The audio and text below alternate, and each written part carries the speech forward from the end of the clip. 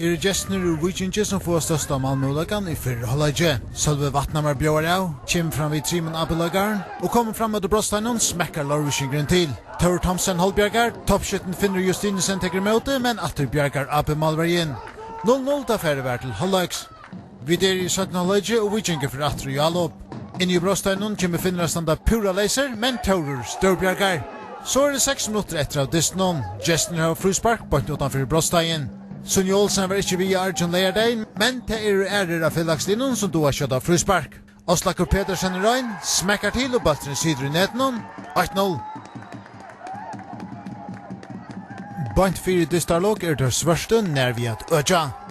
Bant 4 distarlog der svørste nær vi at ødja. Men det var ikke dævren til at toppskyttanon finner Justinesen.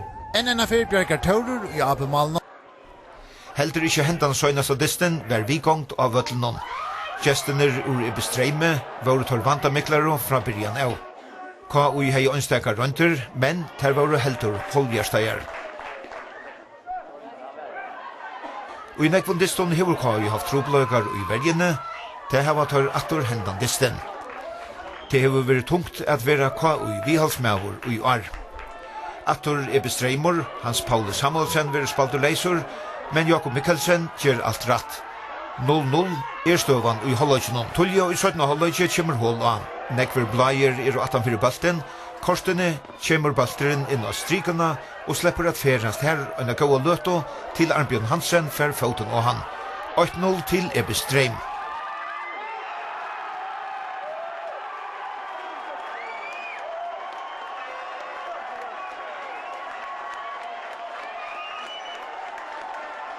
Nuttjo minutter 17 atur gale og KUI Brosteinen.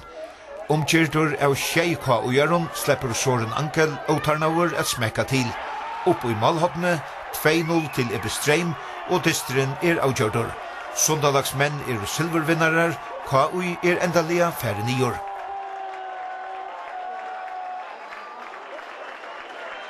KUI-arner hadde sett seg fire at enda vi gjennom gaun urslite og heimavødle, og søgnast og 20 minutter trust og tar, men innvilde balteren ikke.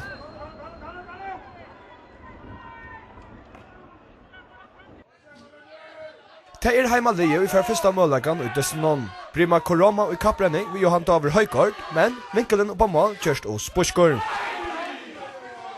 Ta skuldet av ikke genga mer enn 4 minutter, så hver hold kom jo an. Og det Gestner utledger seg 8. Keita som så ofta fyrr, med avren og skårer 4 B38 8-0. Det skulle velge helt etter til, om B36 skulle være vanta for en nye flytting. Men luttla løte settene nærvi av måløsjen for tog, just et løydesenter større. Lars Müller kalldømmer tog malen. Det kjærlig etter hotnadsbørsk, Aline å vanta Mikkel. Hesa fyr B36. B38 var ikke rota nå vel bostor, men Lata stendet tog vel i malen, og i 3 utsøk leker Johan Ellesgaard ikke malen. Hotnadsbørsk til Gestner. Bølteren støkker ut til Ola Olsen, men B36-verjan stender 4. Jakob Aborg har gjort den Atlantisten rønt seg vid 8-skottet fra Hotnafladgenon. Og beint fyrir leiklokk Edna vid honom. Lata Filipovic ser ikke alt for godt ut. 1-1 som eisen gjøres endalige urslidde. Hervi miste B38 i Europaplasset av Stotgenon. Men til Argir som bendra at Golo skulle vinne, at Paul Enneger 12-17 halvleikje legger uja fram 8-0. Det var særlig det på stående vant til å være fyr. Her 18 minutter spalter og Gestner av hoppna. Og inn i Brosteinen skaller Johan Trostavisen balten i nete. 8-8. Det var nekve vinter i Fuglafjørdur og NSÍ som er undan i 17 halvleikje kom til nekkar vantan Mikla Støver til vinteren tåk balten. Her Maganko og UF-malen vippa frysparkje fra Einar Hansen og Pum. Og så igjen hotnadsparkje fra Boa Løtjen når vi er ferdig bøgnleis og i nete. Bedre ligger fyrir ikke Einar Hansen. Han gjør ikke med enn å sende hotnadsparkje bøgnleis i nete. 2-8 og NSÍ vi ut i Europa.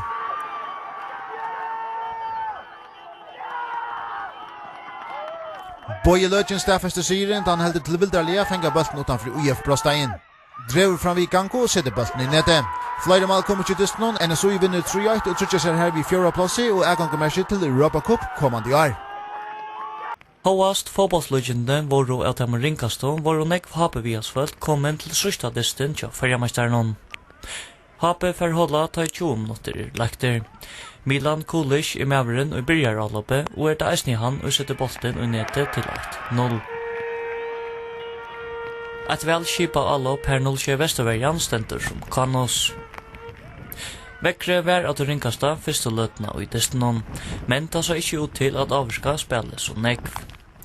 Ta en halve tøyme i lektor hentur hetta. Av myntenon sutja vid at Vagnor Morstensen kjemur et sindur herliga inn i ryggen av 0-2 Vesturalabern Tampa, som så gjerne sparskar Vagn. Peter Reiners domare ikkje ui Iva, rett kort fyrir hevnesøko. Nå tidsis det heldur óvanta som våamenn få gli av spillet. Etter at det var trust og gjennom tog, få at et fruspark stått fyrir halvleik. Det ser ut til at hapemalvergen Martin David hever temarhald av støvne, men av ein eller annan hatt misser han bolten beint fyrir føtnar av Akupan Dorovic. 1-1 og våmen viator. Settne halvleikor ikkje meira enn 20 minutter gammal ta i Rekve Paulsen vir feltor inn i 0-2 Vestur Brosteinon. Likebaren fra Benjamsen trykkor. 2 minutter etter at HP hever lagt seg 8 atter javnleikor i Sørveie. Vi tar at togene verre ikkje finner malet vi, men av domarselen stendur hans allea skråsetter for sjåmal. Luttla løte sattene hans allea atter i fokus. Enten han at Morris Lewis vil vuster av vøtlenon for å hevna seg innan hans allea.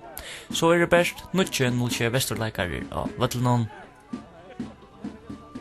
Hoa støvan nu trupul til heimalinnon, så fettlat der ikkje vi fått, og strujas vel til som etter av distinon. 20 minutter fyrir leiklok fettler avgjeren.